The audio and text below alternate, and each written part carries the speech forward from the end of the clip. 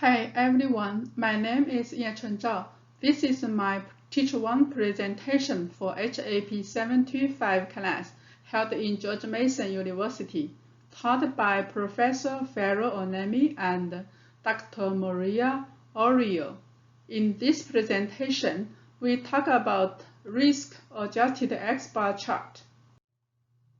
We start from an assignment question 2. In health administration programs, accounting courses typically cover cost data. Forensic accounting tries to detect fraud through accounting procedures. The following data were obtained regarding the cost of taking care of patients over several time periods. The question is, are our costs within expectation? Here is the data. We will demonstrate the risk-adjusted X-bar chart by analyzing this data.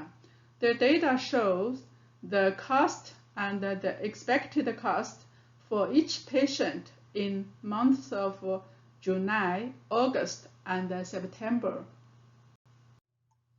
In order to analyze this data, there are 6 steps for finishing this question. Step 1, we first need to check assumptions.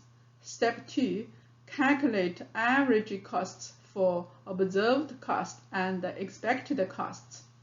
Step 3, calculate standard deviation of difference of observed and expected cost.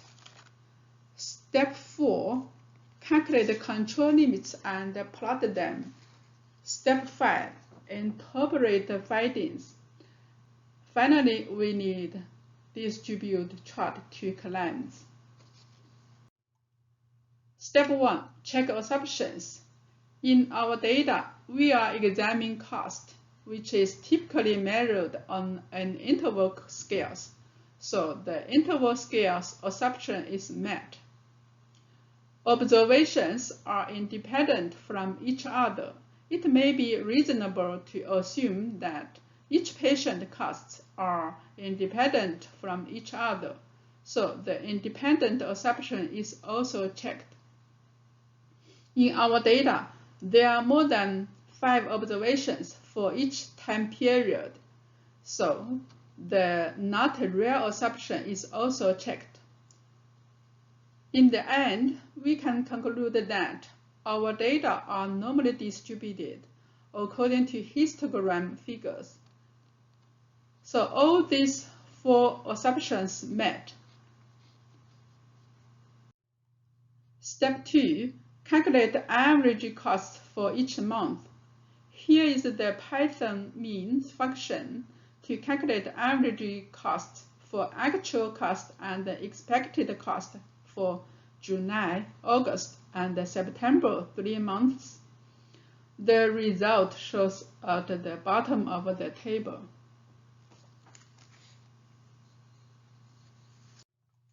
Step 3, calculate the standard deviation of difference of observed and expected cost for each month. Since we need to create a risk-adjusted X-bar chart, we calculate a new data frame, which is the difference of observed cost and expected cost for these 3 months first. Then calculate the standard deviation for all cost differences. The result is 63.48.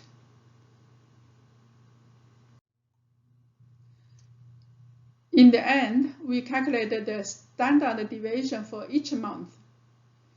The formula is the standard deviation of all cost differences divided by square root of number of patients.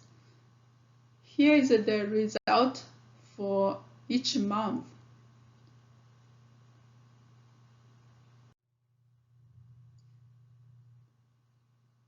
Step 4, we calculate the control limits and plot them. The formula for upper control limit is the average expected cost plus the t-value times the standard deviation. The lower control limit equals to average expected cost minus t-value times the standard deviation. Here is the result. Step 5. Create X-bar chart. The month is the independent variable. Average cost in blue line with markers. The upper control limit is red line without markers, and the lower control limit is also red line without the markers. Here is the X-bar chart.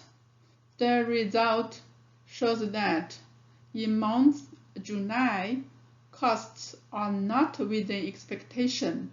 Month August, costs are within expectation. In month September, costs are not within expectation. So, costs are only within expectation in August.